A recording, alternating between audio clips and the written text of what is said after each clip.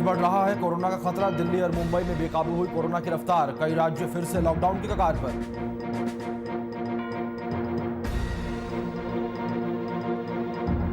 अखिल भारतीय यादव महासभा ने दिया धरना। गौ माता को राष्ट्र माता बनाने के लिए लोगों ने भरी हुंकार। मौके पर अहिर समाज के लोग मौजूद। उत्तर प्रदेश में लापरवाही से बढ़ रही हैं कोरोना के मामले। 32 लोग हुए कोरोना पॉजिटिव। एक्टिव केसों की संख्या पहुंची 83। महाराजगंज पुलिस को हाथ लगी बड़ी सफलता। पुलिस ने 2 आरोपियों को किया गिरफ्तार। गिरफ्तार आरोपियों को कब्जे से अष्टधातु की मूर्ति बरामद।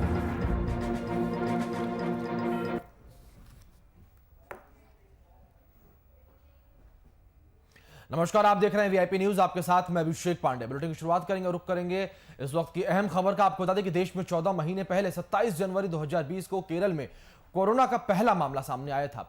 तब से देश में संक्रमण के 1,17,00,000 से अधिक मामले सामने आ चुके हैं, जबकि कोरोना महामारी से 27,50,576 लोगों की अब तक जान जा चुकी है। ऐसे समय में अब कोरोना महामारी की फिर से वापसी होती दिख रही है। देश में 2 बड़े शहर दिल्ली और मुंबई के आंकड़े फिर से डराने लगे हैं। इस महीने की शुरुआत में जहां राजधानी दिल्ली में 100 के करीब मरीज रोज आ रहे थे, एक बार फिर से यह आंकड़ा 1200 के पार पहुंच चुका है।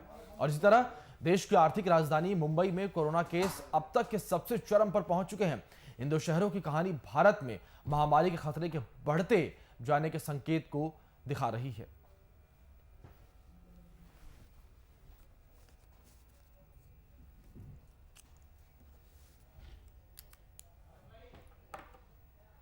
राजधानी दिल्ली के जंतर मंतर पर अखिल भारतीय यादव महासभा ने गौ माता को राष्ट्रमाता का दर्जा और सेना में जाति के नाम रेजिमेंट का निर्माण की मांग को लेकर धरना दिया। प्रदर्शन कर रहे अहिर अर्जुन अंबालिया ने बताया कि देश में प्राचीन काल से महामारी संस्कृति में गौ माता को बचाया गया है।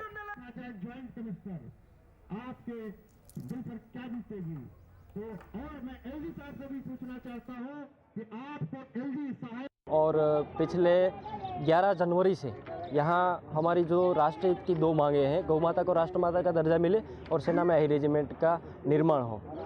इस मांगों को लेकर हम पिछले 75 दिन से यहाँ धरने पे अनिश्चितकाल समय धरने पर बैठे हैं। और आज 25 मार्च को पूरे भारत में से सभी संगठन, चाहे वो अखिल भारतीय यादव महासभा हो, अखिल भारतीय यदुवंशी महासभा हो, यादव महासंघ हो, अहिर एकता मंच गुजरात हो, जन अधिकार मंच गुजरात हो, राष्ट्रीय करणी सेना हो, फिर मालधारी सेना हो, कितने भी नाम लो यहाँ कम पड़ेगा। इतने संगठनों ने यहाँ आकर हमें समर्थन दिया है। यादव महासभा का राष्ट्रीय महामंत्री संगठन हूँ। इस समय मैं यदुवंशी महासभा को धन्यवाद देता हूँ कि उन्होंने आकर के हमारे वीर अर्जुन अहिर को, जो हमारे प्रदेश अध्यक्ष हैं युवा मोर्चा के गुजरात के, उनका आकर के समर्थन दिया। मैं उनका आभार प्रकट करता हूँ, धन्यवाद करता हूँ उनका। और मैं अनुरोध करता हूँ जितनी भी यादव महासभाएं हैं सभी इकट्ठा होकर के अपना हक मांगने के लिए एक छत्र के नीचे आएँ। इस समय हमारा संगठन 12-13 प्रदेशों में चल रहा है, जिसमें कि 6-7 प्रदेशों की, हरियाणा के, उत्तर प्रदेश के, दिल्ली के, गुजरात के, मध्य प्रदेश के, ये सारे प्रदेश अध्यक्ष आए हुए हैं। संख्या बल कम समर्थन मिलने की वजह से हम लोगों की संख्याएं कम रही हैं, क्योंकि इतनी हमें अभी परमिशन नहीं मिली है। नहीं, अगर परमिशन मिल जाए तो दिखा दिया जाएगा कि यादव समाज क्या है। अखिल भारतीय यदुवंशी महासभा का राष्ट्रीय महासचिव राज बहादुर यादव उत्तर प्रदेश जौनपुर से आया हुआ हूँ। भाइयों, मैं बताना चाहता हूँ, राष्ट्र सेवा तो हम यदुवंशियों का जन्म सिद्ध धर्म है। और अहिर रेजिमेंट जो हम मांग रहे हैं वो हमारे मान सम्मान और स्वाभिमान का। आपको बताना चाहता हूँ, देश की छोटी सी छोटी, बड़ी सी बड़ी लड़ाइयों में अहिरों का भरपूर सहयोग रहा है। जितनी भी लड़ाई हुई है, बिना अहिरों के कोई फतह नहीं। 1962 की एक लड़ाई ऐसी हुई है जिसमें केवल चाइना और अहिरों का कहा जाए तो कोई अतिशयोक्त नहीं है। अभी जाकर के इस जो 18 नवंबर रिजंगला शहीदी दिवस को पूरे भारतवर्ष में यादव शौर्य दिवस के नाम से मनाया जाने लगा। और मैं बताना चाहता हूं कि अब तो हमें ये कहना है, हम देश में 26 करोड़ हैं, लेकिन हम अलग अलग कन्याकुमारी से कश्मीर तक अलग अलग संगठनों में बटे हुए थे। अहिर रेजिमेंट हमारी मान सम्मान और निशान की लड़ाई है, तो स्वाभिमान की लड़ाई है।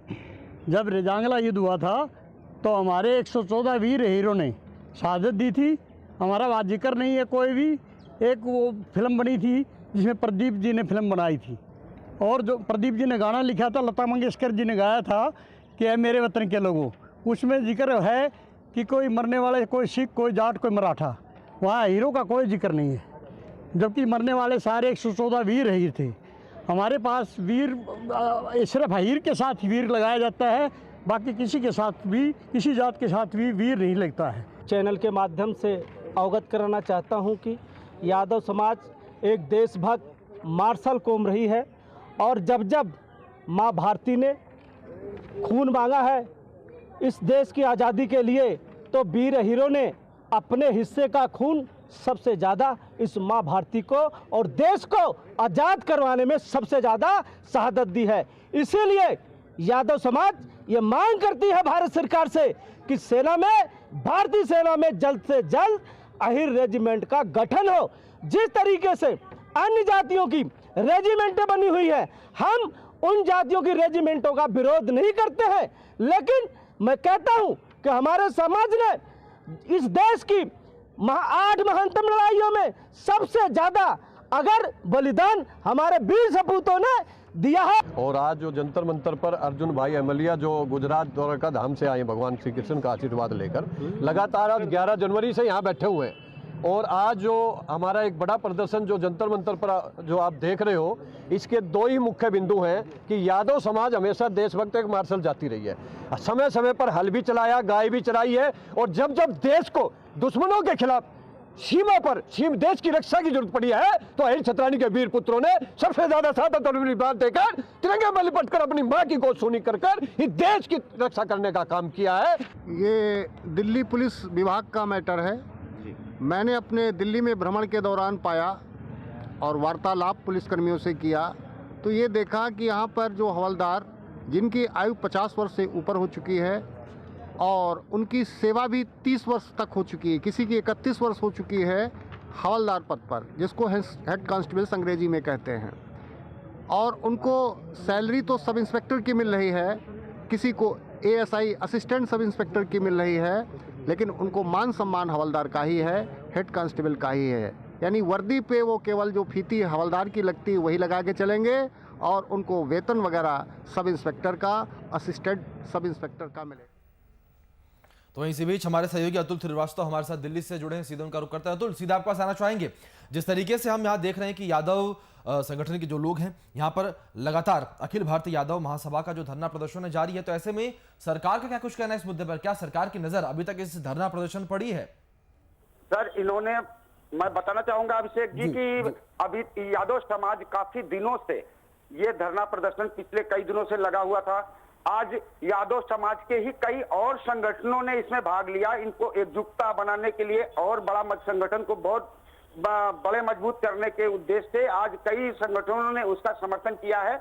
और सर, आगे भी ये लड़ाई जारी रखने की बात को अपनी रख रहे हैं और ये इनका मानना है कि सरकार जब तक हमारी बातों को नहीं सुनेगी तब तक हम इस अनिश्चितकालीन धरने पे बैठे रहेंगे। अगर उसके बाद भी सरकार के इनकी मांगों को नहीं सुनती है तो आगामी दिनों में दिल्ली के रामलीला पार्क में एक बहुत बड़ा विशाल प्रदर्शन करने की बात कही है। अभिषेक जी जी जी अतुल जी, आपने बिल्कुल ठीक कहा। जिस तरीके से लगातार इनका धरना प्रदर्शन जारी है, लेकिन यहाँ पर सवाल फिर से वही उठता है कि धरना प्रदर्शन जारी है, धरना प्रदर्शन जारी रहेगा, लेकिन क्या बात जो है वो सरकार तक पहुंच रही है? सरकार के कानों तक ये बात पहुंची कि गौ माता को राष्ट्रमाता का दर्जा देने के लिए यहाँ पर धरना प्रदर्शन किया जा रहा है? तो वहीं दूसरी ओर आपको बता दें कि रेजिमेंट के निर्माण के लिए भी यहाँ पर मांग जारी है।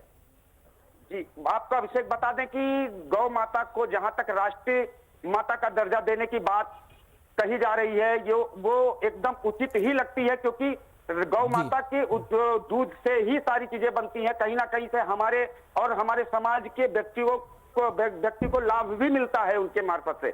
और यादव रेजिडेंस की मांग को इसलिए लेके अड़े हुए हैं क्योंकि सर, इनका मानना है कि जब देश की आजादी शुरू हुई तो यादव समाज ने बहुत बढ़ चढ़ के हिस्सा लिया था इस देश को आजाद कराने में, तो उनको भी इस टाइप की चीजों को मिलने का अधिकार होना चाहिए। अभिषेक जी अतुल, जिस तरीके से आप कह रहे हैं कि यादव समाज ने हर मौके पर योगदान दिया, तो ऐसे में तमाम कई जातियां हैं जिसने हर मौके पर देश का साथ दिया है, या जब जिस तरीके से अगर लड़ाई को लेकर बात हुई हो, अगर सीमा को लेकर बात की जाए तो सीमा पर भी तमाम तरह के जो जाति के लोग हैं वो मौजूद रहते हैं। तो ऐसे में क्या हर जाति के लोग अब धरना प्रदर्शन पर उतर आए, जिस तरीके से यहाँ पर यादव महासभा के लोग उतरे हैं?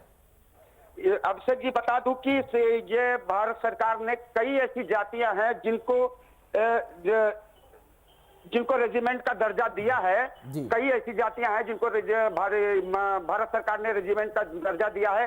तो उन्हीं को देखते हुए इनका ये मानना है कि या तो ये दर्जा हमें भी हासिल हो या तो सरकार इनके भी दर्जे को कैंसिल करे।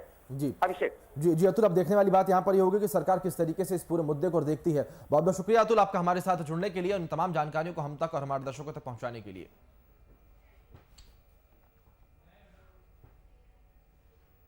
आगे बढ़ेंगे, आपको बता दें कि राजधानी दिल्ली के जंतर मंतर पर जन रक्षा पार्टी ने धरना दिया। आपको बताएं कि इस धरने में जो लोग थे उनका कहना है कि दिल्ली पुलिस के साथ हो रहे अत्याचार को खत्म करने के लिए ये धरना दिया जा रहा है। 1991 से लेकर 1998 तक दिल्ली पुलिस सिपाही पद पर भर्ती होकर जो हवलदार सहायक उप निरीक्षक की सैलरी ले रही हैं, उन्हें सहायक उप निरीक्षक की रैंक दी जाए और वो हवलदार उप निरीक्षक यानी कि एसआई की सैलरी ले रही हैं, उन्हें उप निरीक्षक की रैंक दी जाए। हर व्यक्ति को अधिकार है और एक सम्मान जो इंसान को मिलता है उससे बड़ा कोई सम्मान नहीं महसूस होता हर व्यक्ति को, क्योंकि परिवार के अंदर भी जब आप रहते हैं और आपसे पूछा जाता है कि आपके रिश्तेदार आते हैं कि आपके पापा क्या करते हैं, आपके भाई क्या करते हैं, और आप बोलते हो कि वो हवलदार हैं। फिर पूछा जाता है कितने साल हो गए, आप बोलते हो 35 साल हो गए। उम्र कितनी है, 53 साल है। तो एक यही प्रश्न चिन्ह है कि जब एक प्रक्रिया हमारे संविधान के तहत पुलिस विभाग में बनी हुई है कि ट्रांसफ़र और पोस्टिंग को लेके समय समय अनुसार उनको प्रमोट किया जाता रहा है और आगे भी किया जाएंगे, पहले भी किया जाता रहा है कि हमारे देश में सम्मान के साथ जीने का हर व्यक्ति। आगे बढ़ेंगे, खबर उत्तर प्रदेश से है। आपको बता दें कि उत्तर प्रदेश के रायबरेली में मुंबई और अन्य शहरों से आए 2 दर्जन लोगों समेत कुल 32 मरीजों में कोरोना के संक्रमण मिले हैं। एक दिन में इतनी बड़ी संख्या में कोविड पॉजिटिव केस मिलने से जिले में हड़कंप मचा हुआ है। अब तक जिले में एक्टिव केसों की संख्या 87 हो चुकी है। स्वास्थ्य विभाग से मिली जानकारी के अनुसार 2387 लोगों की कोरोना जांच कराई गई। इनमें 32 लोगों की रिपोर्ट कोरोना पॉजिटिव आई और स्वास्थ्य विभाग से मिली जानकारी के मुताबिक जिन 32 लोगों की रिपोर्ट पॉजिटिव आई है उनमें बीती शाम मुंबई से आए उद्योग नगरी ट्रेन से आए 4 यात्री भी शामिल हैं। गुजरात से वापस लौटे 7 यात्री यहाँ शामिल हैं। तो वहीं अब लगातार कोरोना का खतरा जो है वो बढ़ता जा रहा है।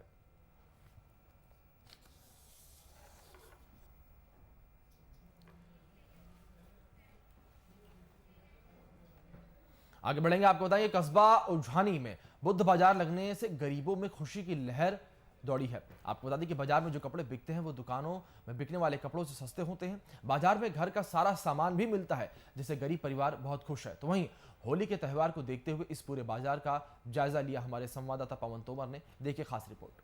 हम आपको दिखाना चाह रहे हैं ये कस्बा उज्झानी है। यहाँ पर जो बुद्ध बाजार लगता है, बुद्ध का जो है यहाँ पर बंदी है और यहाँ जो बाजार लग रहा है इतने बढ़िया बाजार है। यहाँ पर बहुत संतुष्ट है। यहाँ पर पूरा दूर दूर से जो है क्षेत्र के लोग जो है बाजार में आते हैं और पूरा जो है सामान लेके जाते हैं। दुकानदार हैं, हम उनसे पूछते हैं किसी प्रकार की कोई दिक्कत तो नहीं है। क्या नाम है आपका? जी मेरा नाम मोहम्मद हुसैन है। कहाँ के रहने वाले हैं? यहीं के प्रॉपर। अच्छा, जो बाजार लग रहा है बाजार में किसी प्रकार की दिक्कत तो नहीं हो रही है? हमें कोई दिक्कत नहीं है, ठेकेदार यहाँ के बहुत बढ़िया है जी।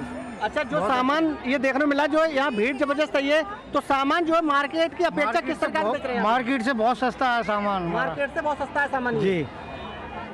अच्छा, ये देखिए बोल रहा है कि जो मार्केट से बहुत सस्ता सामान है। और भी जो है हम पूछेंगे उनसे, क्योंकि यहाँ जो देखने मिले काफ़ी संख्या में जो महिलाएं हैं सभी जो है पूरा जो सामान ले रहे हैं और भीड़ भी जबरदस्त है और ज़्यादा जो है समस्या। बेटा क्या नाम है आपका?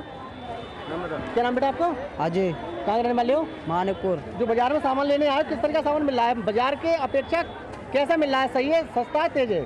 सस्ता है। सस्ता मिल रहा है बाजार की अपेक्षा। ये देखो ये बोल रहे हैं कि जो बाजार की अपेक्षा जो माल सस्ता मिल रहा है। क्या नाम है आपका? सोनू। कहाँ रहते हो?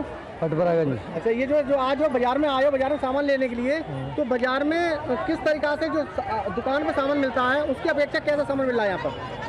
सामान जैसे पैसे डालते हैं वैसे सही मिलता है। बाजार की अपेक्षा सस्ता मिल रहा है सामान यहाँ पर? बाजार की अपेक्षा सस्ता नहीं मिलता है, मतलब जैसे पैसे जैसे डालते हैं वैसे सही मिलता है। डालते हैं। अब देखो हम बात करेंगे यहाँ पर जो ठेकेदार हैं उनके द्वारा। क्या नाम है आपका? SK अरोड़ा। कहाँ के रहने वाले हैं?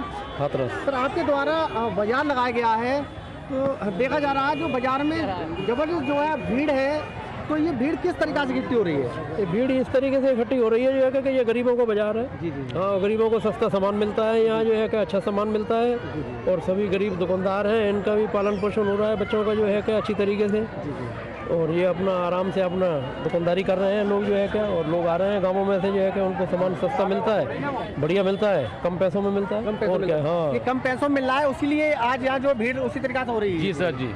अच्छा सर, और जो है इस और क्या क्या जो है कहाँ से ये माल लेके आते हैं, कैसे क्या, थोड़ा बताने की कृपा करें। ये सब दुकानदारों की जहाँ जैसी भी सेटिंग है, उज्जैनी में भी माल बेचते हैं लोग, वहाँ से भी लेते हैं, कोई दिल्ली से लेता है, कोई हाथरस से लेता है, कोई अलीगढ़ से लेता है, वो सब जहाँ जिसकी सेटिंग है दुकानदार। अच्छा, आपकी जो है लगभग जो है क्या वो है कि जो है मार्केट में जो है उससे कितना कॉस्टली कम है आपके बाजार में? मार्केट में यहाँ में केवल एक ही फ़र्क है, यहाँ थोड़ा हल्का आइटम मिलता है, लो क्लास का, जो गरीबों के मतलब का वो आराम से आसानी से खरीद लेते हैं। मार्केट में नहीं खरीद पाते हैं क्योंकि महंगा आइटम है, अच्छा आइटम है, इतना अच्छा है जो मार्केट में जो दुकानदार बेचते हैं उसके मुकाबले तो नहीं है ये, और कभी नहीं हो सकता। अगर उसके मुकाबले हो जाए तो फिर सस्ता क्यों मिलेगा? ठीक है सर। क्या जो है लग रहा है आपके लिए लगभग जो है कितना प्रतिदिन जो है व्यक्ति यहाँ से जो है सामान लेके कितना प्रतिदिन ले जाते हैं? काफ़ी लोग वो तो आते हैं, कोई उनकी गिनती तो करते नहीं, लेकिन हाँ ज़्यादा, हाँ काफ़ी संख्या। ये देखिए अभी जो त्यौहार का मौसम भी चल रहा है, होली आने वाली है, तो यहाँ पर देखा जा रहा है काफ़ी संख्या में जो है भीड़ भाड़ है, और ये जो है सामान लेने आए, यहाँ ग्राहकों का भी कहना यही है कि मार्केट की अपेक्षा में सस्ता माल मिल रहा है। VIP न्यूज़ पवन तोमर से बताएंगे। आगे बढ़ेंगे, खबर यूपी के महाराजगंज से है। यूपी के महाराजगंज पुलिस को एक बड़ी सफलता हाथ लगी है। आपको बता दें कि पुलिस ने अष्टधातु की मूर्ति के साथ 2 लोगों को गिरफ्तार किया है। पुलिस ने बताया है कि दोनों आरोपियों को गिरफ्तार कर जेल भेज दिया गया है। इसकी जानकारी महाराजगंज के पुलिस अधीक्षक ने एक प्रेस कॉन्फ्रेंस में दी है।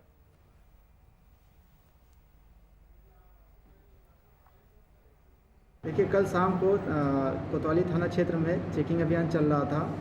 मुखबिर की सूचना मिली, शिकारपुर चौराहे पर 2 व्यक्ति को सामान बेचने के फिराक में है। थोड़ी दूर पहले ही पुलिस टीम चेकिंग कर रही थी, वहाँ पहुँची। पुलिया पर ये दोनों व्यक्ति पहचान मुखबिर ने कराया, ये भागने लगे। पुलिस दौड़ाकर पकड़ी, इनके पास से झोला मिला। झोले में एक काफ़ी वजनी भगवान बुद्ध की मूर्ति मिली, जिसका वजन 6.5 किलो है, और ये अष्टधातु की मूर्ति है, जिसका अंतर्राष्ट्रीय बाजार में कीमत कई करोड़ है। इसका अच्छा कार्रवाई है, पुलिस टीम ने बड़ा अच्छा काम किया, अच्छा बरामदी किया। पुलिस अधीक्षक महोदय की तरफ से पूरी टीम को 25,000 का इनाम दिया गया है, और इसकी सराहना की गई है।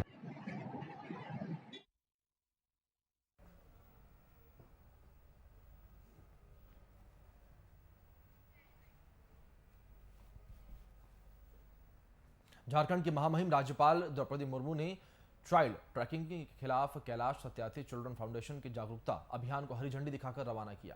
रांची स्थित राजभवन से इस अभियान की शुरुआत की गई।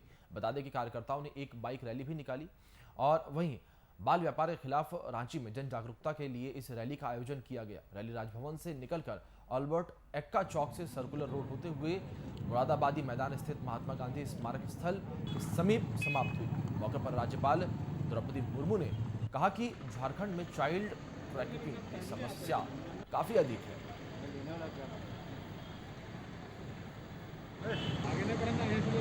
कैलाश सत्यार्थी जी का जो ये मुहिम है, पूरे भारतवर्ष में बाल दुर्व्यापार के खिलाफ जन जागरूकता अभियान चलाया जा रहा है। और जो आपको पता होगा कि झारखंड जो है, यहाँ से अधिक बच्चों की तस्करी होती है, तो इसको रोका जाए, इस पर विराम लगाया जाए, और ये झारखंड को बाल मित्र समाज एक झारखंड के रूप में कैसे देखें, यह सुनिश्चित कैसे करें, इसलिए हम यह कैंपेन, यहाँ पे अभियान आज शुरुआत किए हैं। और हम चाहते हैं कि सभी पुलिस प्रशासन, जितने भी सामाजिक क्षेत्र में काम कर रहे हैं, जितने भी संगठन, सब जुड़ के, हम उनको आह्वान करते हैं कि सभी जुड़ के आइए, हमारे साथ मिलकर इस मुहिम में जुड़कर बच्चों को सुरक्षा सुनिश्चित हो, कोई भी बच्चा दुर्व्यवहार का शिकार ना बने, इसलिए हमारे इस मुहिम से जुड़ के अपना योगदान। इसी के जरिए लोगों को जागरूकता पैदा होगा, क्योंकि झारखंड एक ऐसे स्टेट जहाँ चाइल्ड ट्रैफिकिंग बहुत होता है, और ये कैलाश सत्यार्थी केवल इंडिया नहीं, ये पूरा विश्व का ये नामी दामी ऐसे नाम है जो बच्चों के लिए काम करते हैं, क्योंकि बच्चे देश का भविष्य है।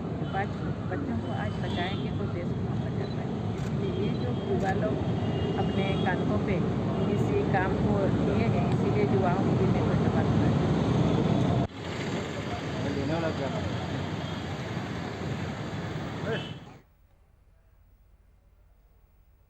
आगे बढ़ेंगे। आपको बताएं कि बाबूलाल मरांडी के दलबदल मामले की सुनवाई कर रहे विधानसभा अध्यक्ष न्यायाधिकरण में एक बार फिर बीते दिन सुनवाई हुई। सुनवाई के दौरान विधानसभा न्यायाधिकरण में बाबूलाल मरांडी की ओर से पक्ष रखते हुए झारखंड हाईकोर्ट के अधिवक्ता RN सहाय ने कहा कि बाबूलाल मरांडी को नेता प्रतिपक्ष बनाने को लेकर दाखिल केस की सुनवाई हाईकोर्ट में चल रही है। फैसला आने तक दलबदल मामले की सुनवाई स्थगित रखी गई है। बता दें कि मामले में अगली सुनवाई 6 अप्रैल को निर्धारित की गई है, जिसमें विधानसभा अध्यक्ष को हाईकोर्ट के निर्देश पर जवाब भी दाखिल करना है। गौरतलब है कि JVM का बीजेपी में मर्जर को चुनौती देते हुए स्पीकर कोर्ट में 4 याचिका दाखिल की गई है।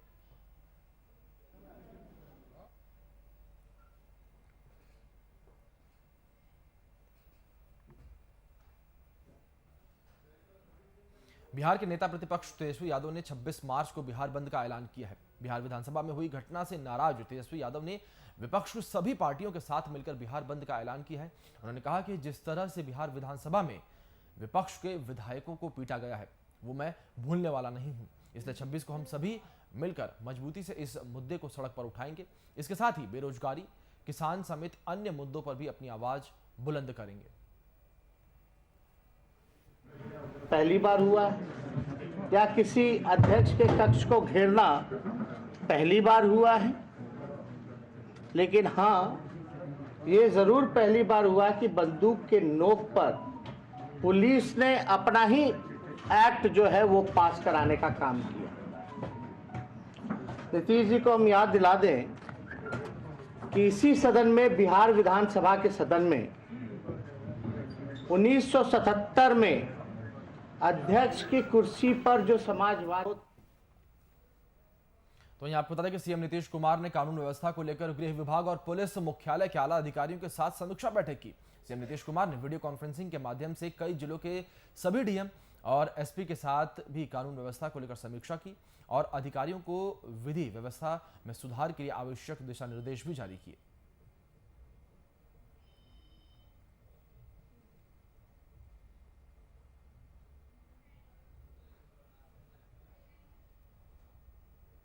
शेखपुरा में कलेक्ट्रेट पास कृषि कानून के खिलाफ प्रदर्शन कर रहे किसानों के समर्थन में कांग्रेस के कार्यकर्ताओं ने 1 दिवसीय धरना दिया और केंद्र सरकार के विरोध में नारेबाजी की। वहीं कांग्रेस जिला अध्यक्ष सुंदर साहनी ने बताया कि केंद्र सरकार के द्वारा जो कृषि कानून लाया गया है उसमें किसानों को परेशानी हो रही है और इसके साथ ही बढ़ती महंगाई की वजह आम लोगों को कई प्रकार की कठिनाइयों का सामना करना पड़ रहा है।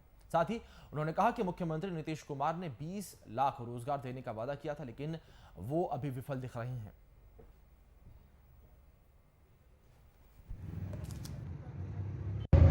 हम लोग महंगाई, बेरोजगारी और भ्रष्टाचार के खिलाफ और किसान का जो 3 काला कानून केंद्र सरकार के द्वारा किसान विरोधी बनाया गया, उसी के खिलाफ आज धरना प्रदर्शन किए हुए हैं। विधानसभा के अंदर जिस तरह से कांग्रेस विपक्षी विधायकों, महिला विधायकों को बिहार सरकार के इशारे पर बिहार पुलिस के द्वारा मारा पीटा गया और बदसलूकी किया गया, वह इतिहास के पन्नों में काला दिवस के रूप में जाना जाएगा। दूसरा नंबर, हम सरकार से मांग करते हैं कि शराब बंदी कानून जो लागू किए हैं नीतीश जी, वह मजबूती से लागू हो और माफियाओं पर सरकार अंकुश लगाएं। तीसरा, पूरे बिहार में लूट, बलात्कार, हत्या हो रहा है। लूट, हत्या, बलात्कार जैसी घटनाओं पर सख्ती से कार्रवाई सरकार करे।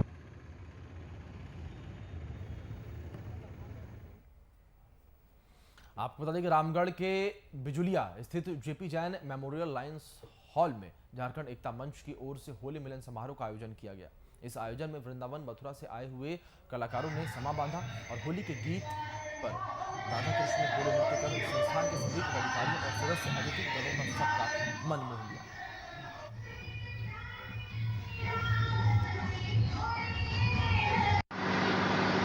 लायंस क्लब के सभागार में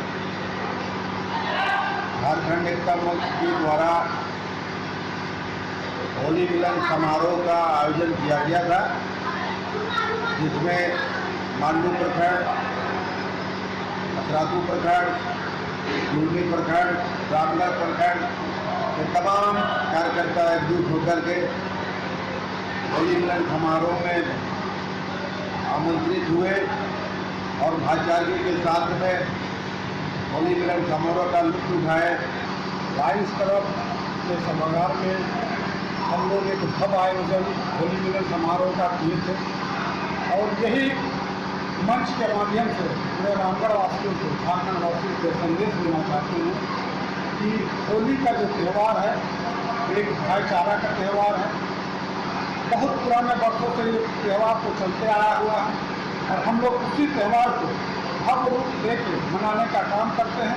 और पूरे रामगढ़ वासियों को मैं संदेश देना चाहता हूँ कि जल ही जीवन है, जंगल ही जीवन है, इसको बचाए रखें ताकि हमारा झारखंड एक स्वच्छ और फूल फले और इन्हीं के द्वारा हम लोग झारखंड को एक सम्मान झारखंड देने का काम करें।